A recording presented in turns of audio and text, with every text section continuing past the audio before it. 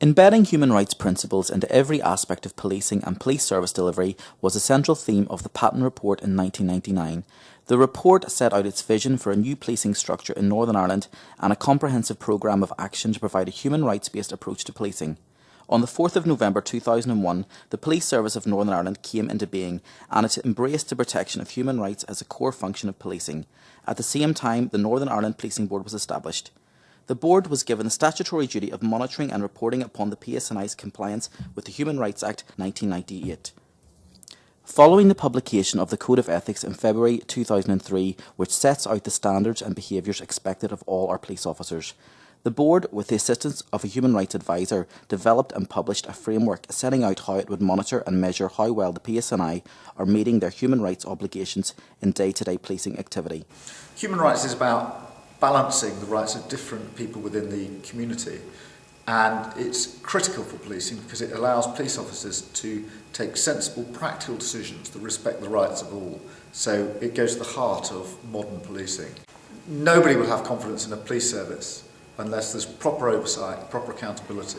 That has to be vested in the right body, and the board has that oversight issue at its heart, and that's why it's been so important.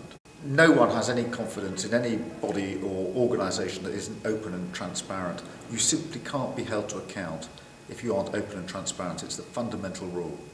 Since 2003, the board has taken forward a yearly programme of work to assess and analyse police officers' compliance and make recommendations for improvement.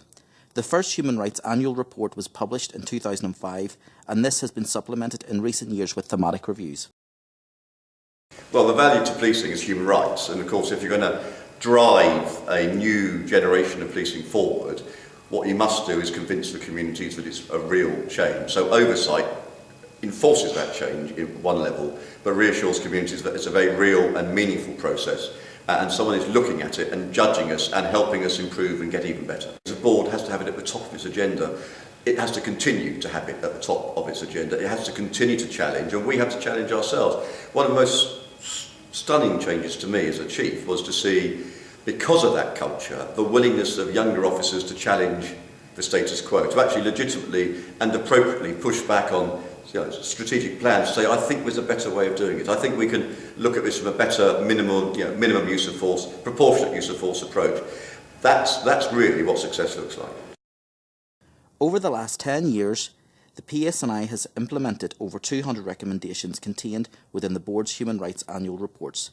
These recommendations have improved how the police meet their human rights responsibilities in areas such as public order, engagement with young people, use of force and adherence to the Code of Ethics. Important principle in the whole of the Independent Commission's report is the emphasis on consent.